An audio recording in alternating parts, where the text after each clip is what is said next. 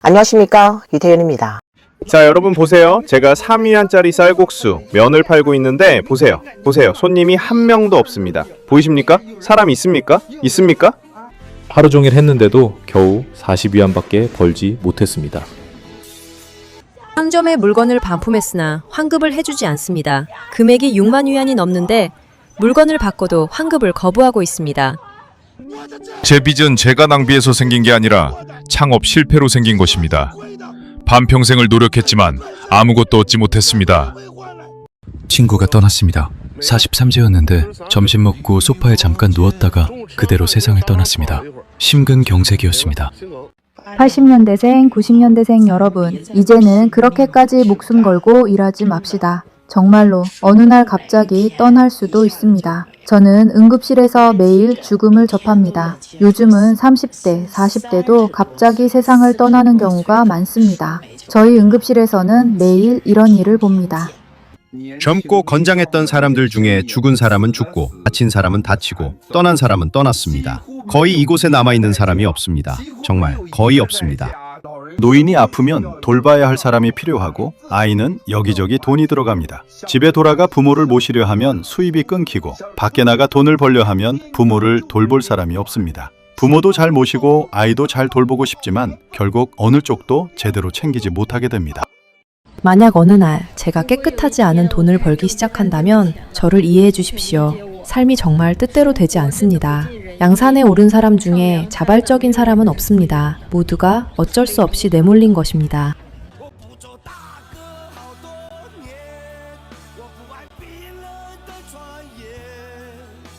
저는 정말 더 이상 버티기 힘듭니다. 몸에 380만 위안이 넘는 빚을 지고 있고 매일 만두 2개로 버티며 졸리면 공원이나 PC방 또는 다리 밑에서 잠을 잡니다. 지금 상황은 가족 전체의 빚이 한꺼번에 터진 상태입니다. 보름 넘게 일자리를 찾아봤는데 이제는 그냥 좋은 날을 골라 떠나는 게 낫겠다는 생각이 듭니다. 이봐요, 정신 차리세요. 이 세상에서 당신을 구하러 올 사람은 없습니다. 당신은 나의 부모도 아니고 친구도 아니고 그 누구도 아닙니다. 저는 80년대생 산동 사람으로 600만 위안의 빚을 지고 있습니다. 제가 누구를 만났는지 아십니까? 예전에 저의 상사였던 분을 만났습니다. 당시에는 큰 소리를 치며 수천만 자산을 가지고 있었는데 지금은 저와 똑같이 일당 일자리를 찾고 있습니다. 한때의 상하 관계가 지금은 같은 처지의 동료가 되었습니다. 큰딸이 일을 시작한 지 어느덧 거의 2년이 되었습니다. 예전처럼 예쁜 사진을 찍지도 않고 화장도 거의 하지 않는 모습입니다. 얼굴은 누렇게 뜬 것 같고 눈에는 생기가 없으며 몸은 지쳐 보입니다. 저는 문득 생각하게 됩니다. 이것이 사람들이 말하는 황금 같은 20대입니까? 저는 오늘 누군가를 겁주려는 것이 아닙니다. 지금 같은 속도로 상황이 계속된다면 앞으로 우리 같은 평범한 사람들은 일자리를 구하는 것은 물론이고 이 세상에서 살아갈 자격조차 없게 될지도 모릅니다. 중국 경제는 전반적으로 악화되고 있으며 재빈곤화 물결에 직면해 있습니다. 외국 자본이 이탈하고 부동산 시장은 급격히 붕괴되며 중국 기업들은 대규모 구조조정을 진행하고 있습니다. 실업 상황은 매우 심각하고 중산층이 하루아침에 빈곤층으로 전락하는 사례가 급증하고 있습니다. 많은 민영기업 사장들은 막대한 부채를 안고 있으며 경영을 이어가지 못해 기업이 폐업하고 있습니다. 일부 매체는 중국에서 전례 없는 눈사태처럼 급격하게 다시 빈곤으로 떨어지는 현상이 발생하고 있으며 부유층이든 일반 대중이든 누구도 예외가 되지 않을 것이라고 분석하고 있습니다. 최근에는 이러한 압박 속에서 중국 국민, 특히 청장년 남성의 돌연사 비율도 크게 증가하고 있습니다. 올해 4월 중국 본토의 한 신장내과 의사는 영상을 통해 최근 유명인의 심장성 돌연사 사건의 영향으로 외래 진료가 포화 상태에 이르렀으며 환자의 절반 이상이 가슴 답답함과 심계 항진을 호소하는 젊은 층이라고 밝혔습니다. 또한 청두의 한 의료 종사자는 최근 10일 동안 자신이 근무하는 병원의 심장내과 외래 환자 수가 전월 대비 약 15% 증가했으며 그중 40세 이하 젊은 환자의 비율이 매우 뚜렷하게 늘었고 20대 환자도 눈에 띄게 증가했다고 전했습니다. 사고가 났습니다. 정말 힘듭니다. 단순히 힘든 정도가 아닙니다.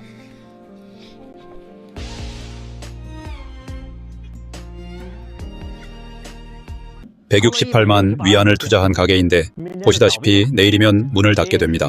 직원들 월급을 주고 나니 카드에 남은 돈이 이 위안뿐입니다. 오늘은 2026년 4월 25일 주말입니다. 시장을 보세요. 여전히 사람이 없습니다. 이제는 평일과 주말에 구분조차 없어졌습니다. 여러분께 한 가지만 묻겠습니다. 머리를 자를 돈이 없으신 겁니까? 아니면 머리를 손질할 시간이 없으신 겁니까? 장사가 한테 폭발하고 있습니다. 사실 이 가게들은 이미 끝난 것이나 다름없습니다.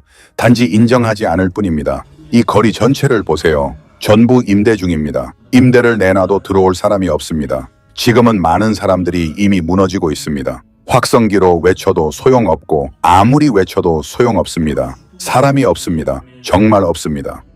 100만 위안 이상을 투자해 철소 찜요리 전문점을 열었습니다. 그러나 오늘 매출은 겨우 1,873위안에 불과합니다. 하루 운영비가 약 6,000위안인 점을 감안하면 계산상 매일 5,000위안 이상 손실을 보고 있는 상황입니다. 현재 시각은 저녁 7시 21분입니다. 매장 내부를 보시면 홀에는 테이블이 5개만 차 있는 상태이며 2층에는 손님이 한 팀도 없습니다. 이런 상황에서 월세를 안 내면 장사를 할 수 있을 것 같습니까? 보세요. 이 쇼핑몰은 손님이 없고 사장만 앉아서 휴대폰을 보고 있습니다. 하루에 600위안의 임대료를 내면서 수백만 위안짜리 가구를 놓아두고 있는데 벌써 3일째 손님이 한 명도 없습니다. 목수일을 20년 넘게 해왔지만 올해처럼 한가했던 적은 한 번도 없었습니다. 일이 없어 쉬고 있거나 쉬러 가는 길에 있는 날들이 이어지고 있습니다. 방안 가득한 공구들을 바라보니 여러 가지 생각이 교차합니다. 지금은 실제 장사가 얼마나 어려운지 상상하기 어려운 상황입니다. 주말 이틀 동안 가게에 단 한 명의 손님도 들어오지 않았습니다. 이제 집으로 돌아가도 됩니다. 모두 돌아가요. 전부 해고입니다. 다 집으로 돌아가요. 저는 지금 더 이상 버티기 힘듭니다. 어제는 다른 사람 집 건물 청소를 도와주며 6시간 동안 34층을 오르내리고 30위안을 벌었습니다. 그런데 오늘은 약값으로 60위안을 썼습니다. 이렇게 취업 때문에 스트레스를 받은 건 처음이에요. 회계라는 전공이 이렇게까지 가치가 없는 건가요? 짐을 정리하고 물건은 후배에게 넘겼습니다. 이제 북경을 떠납니다. 저는 올해 35세입니다. 아이도 없고 아내도 없고 집도 없고 차도 없고 저축도 없습니다. 저 같은 사람이 많지는 않겠죠? 생활도 없고 커리어도 없고 아무것도 없습니다. 고민 끝에 결국 가족에게 남경에서의 상황을 말씀드렸습니다. 가족이 돌아갈 차비를 보내주었고 오늘 집으로 돌아가게 되었습니다. 그러나 여전히 앞이 막막합니다. 정말 막막한 상황입니다. 중국 본토의 부동산 거품은 한때 국민들의 재산을 대거 흡수했지만 현재는 거품이 붕괴되고 금융위기가 발생하고 있습니다. 여기에 중공의 안정이 모든 것에 우선한다는 정치적 기조로 인해 외국 자본이 잇따라 이탈하면서 사회 전체의 부가 재편되는 상황에 놓였습니다. 많은 중산층이 집값이 최고점일 때 주택을 구입했는데 지금은 집값이 급락하면서 큰 압박을 받고 있습니다. 매달 수만 위안에 달하는 주택담보대출에 더해 경제 하락이 계속되면서 소득은 안정적으로 늘지 못하고 오히려 감소하고 있어 많은 가정이 이미 수입보다 지출이 더 많은 상태에 빠졌고 가족 3대가 함께 절망에 빠진 경우도 적지 않습니다. 한 네티즌은 현재 집을 여러 채 보유하고 자산도 거의 1,000만 위안에 달하지만 이미 돈을 쓰는 것이 두려워졌다고 말했습니다. 가족 여행이나 여가 활동도 거의 하지 않으며 현금은 모두 정기 예금으로 묶어두었다고 합니다. 주변에서 파산하는 사례를 너무 많이 보았기 때문입니다. 어떤 경우에는 2채의 집을 보유하고 매달 1만 8천 위안의 대출을 갚아야 하는데 3년째 실직 상태로 더 이상 버틸 수 없는 상황에 놓여 있습니다. 또 과거에 알고 지내던 한 부부는 경제가 좋을 때 열심히 돈을 벌어 2천만 위안이 넘는 큰 집을 샀지만 팬데믹 이후 경제가 나빠지면서 자산을 유동화할 수 없어 결국 파산에 이르렀습니다. 이는 한때 가장 근면하게 살아왔던 중산층의 이야기입니다. 지금은 2채의 집으로 800만 위안의 빚을 지게 되었고 20년 넘게 밤낮 없이 노력한 결과가 한순간에 사라졌습니다. 그러나 이는 개별 사례가 아니라 주변 사람들 대부분이 비슷한 상황에 처해 있습니다. 부동산이든 주식이든 거의 모두가 묶여버린 상태로 누구도 예외가 없습니다. 35세인데 올해는 겨우 18일밖에 일하지 못했습니다. 거울을 보니 흰머리가 수염보다 더 많습니다. 공사장에는 일도 없고 주머니에도 돈이 없습니다. 정말 버티기 힘듭니다. 노점 장사가 너무 어렵습니다. 낮 12시부터 오후 5시까지 있었는데 한 푼도 벌지 못했습니다. 예전에 잘 나갈 때는 거의 1,000만 위안의 자산이 있었고 공장 2곳과 전자상거래 공급망 3곳을 운영했습니다. 그때는 집 4채와 차 2대가 있었습니다. 지금은 파산해서 빚만 남았고 아무것도 없으며 380만 위안이 넘는 빚을 진 상태입니다. 얼마나 오래 밥을 못 먹었습니까? 2달째 제대로 먹지 못했습니다. 이 세상을 살아온 모든 분들께서는 정말 많은 수고를 하셨습니다. 만약 다시 태어나라고 한다면 우리 모두 다시는 이 세상에 오지 않기를 바랍니다. 저도 이해합니다. 정말 이해합니다. 지금 상황이 어렵다는 것도 무엇 하나 쉽지 않다는 것도 이해합니다. 그런데 제가 무엇을 할 수 있겠습니까? 저는 제 무능함에 대해 분노할 수밖에 없습니다.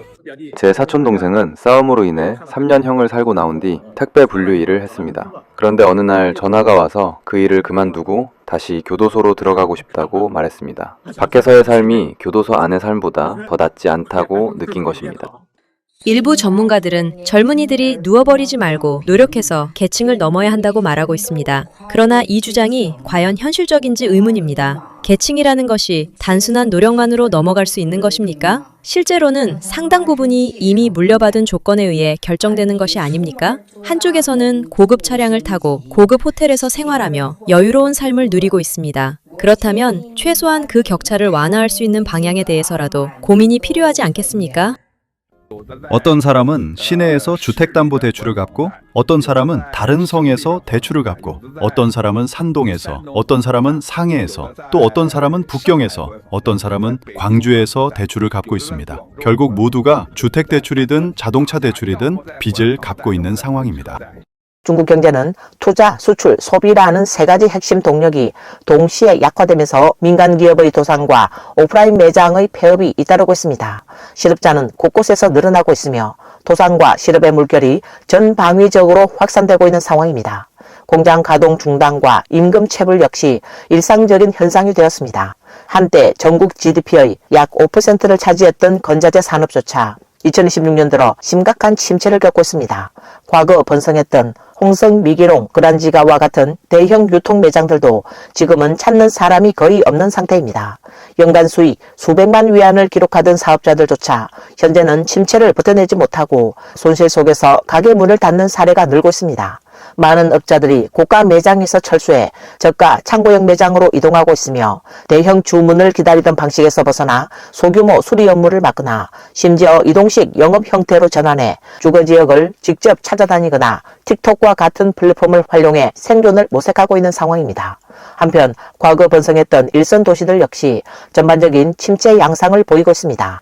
한때 활기가 넘쳤던 상해는 외자 기업의 대거 철수 이후 현재 매우 한산한 분위기로 바뀌었고 쇼핑몰의 유동 인구 감소와 상점 폐업이 이어지고 있습니다. 북경 시민 한 명은 언론 인터뷰에서 자신이 과거 금융가에서 근무했으나 현재는 실직 상태라고 밝혔습니다. 그는 북경 중심 업무지구의 많은 오피스 빌딩이 사실상 텅 비어 있다라고 전했습니다. 또한 3년간의 강도 높은 방역 통제 정책으로 이미 경제가 큰 타격을 입은 상황에서 중공 당국의 외자 기업 압박이 이어지면서 대규모 외국 기업이 철수했고 외국인 인력도 대부분 떠난 상태라고 분석했습니다.